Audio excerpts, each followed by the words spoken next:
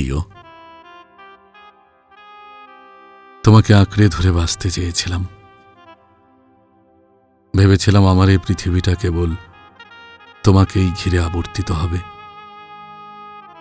তোমার চোখের দিকে তাকালে আমি নিজের অস্তিত্ব খুঁজে পেতাম, আর তোমার হাতটা ছুলে মনে হতো সব যুদ্ধ আমি জিতে গেছি।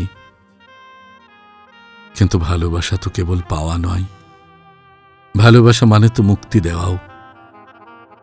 তুমি যখন চলে গেলে আমার পৃথিবীটা এক মুহূর্তেই ধূসর হয়ে গেল।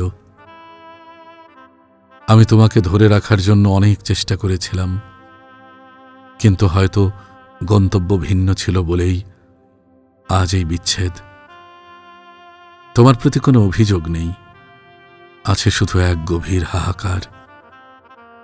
তুমি যে পথে খুশি সেই পথেই ভালো থাকো।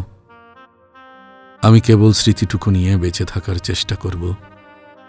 ভালো থেকো, খুব ভালো।